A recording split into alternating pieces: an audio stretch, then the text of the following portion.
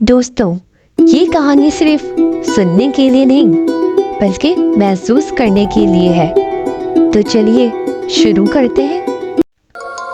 रज़ा और आयशा की शादी को सिर्फ कुछ महीने हुए थे।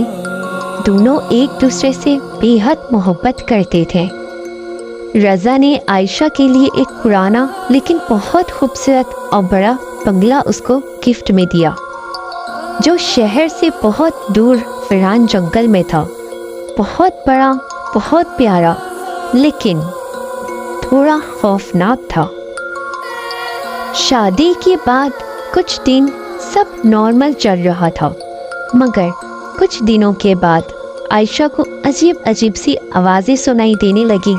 रात के अंधेरों में कुछ महसूस सा होने लगा, जैसे कोई चल रहा हो या उसे आवाज़ें दे रहा हो। हल्की सी हंसी और कभी दरवाज़ा बंद या खुलने की आवाज़ें, इस तरह की आवाज़ें सुनाई देने लगी। जब जब आयशा ने रज़ा को इस तरह की बातें बताई तो वो हंसने लगा और कहने लगा, पागल हो गई हो क्या? ये सब बस सिर्फ तुम्हारा वहम है।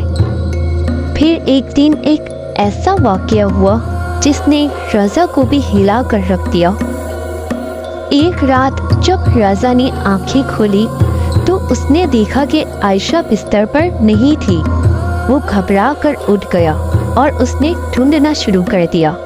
जब वो ड्राइंग रूम में गया तो उसने देखा कि आयशा एक अंधेरी जगह में एक पुरानी अलमारी के सामने खड़ी हुई थी। उसकी आंखें खुली हुई थी, लेकिन वो जैसे बेहोश सी खड़ी हुई थी। रज़ा ने जैसे ही उसे हाथ लगाया, आयशा जोर से चीख मारकर जमीन पर गिर गई। उस रात के बाद हर चीज़ और भी अजीब होने लगी। हर रात एक ही वक्त पर आयशा उठती और अलमारी के सामने जाकर खड़ी हो जाती। जैसे ही वो अलमारी खोलने लगती, जोरदार हवा चलती और पूरे घर में अजीब सी ठंड फैल जाती। रज़ा को समझ नहीं आ रहा था कि ये सब हो क्या रहा है। एक दिन उसने फैसला किया कि वो उस अलमारी का राज जान कर रहेगा। रात को जब आयशा फिर से उठकर उस अलमारी की तरफ चली तो रज़ा ने भी उसका पीछा किया।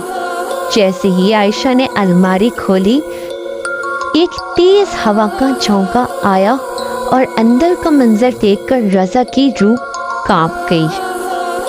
अलमारी के अंदर एक लाश था जो कई साल पुराना कैद था, लेकिन हैरानी की बात ये थी कि वो लाश किसी और का नहीं बल्कि आयशा का था।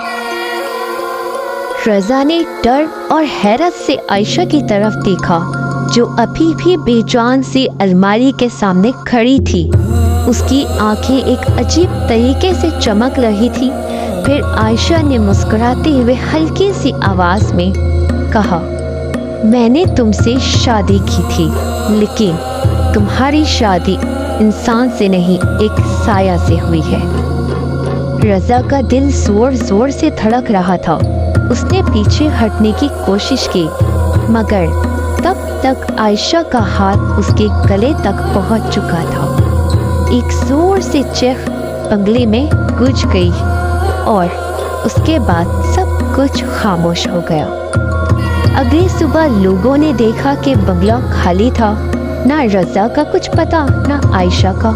बस एक पुरानी अलमारी वहीं की वहीं बंद पड़ी थी, जैसे उसने कोई नया राज अपने अंदर दबा लिया हो। बीवी थी या साया, मोहब्बत थी या मौत?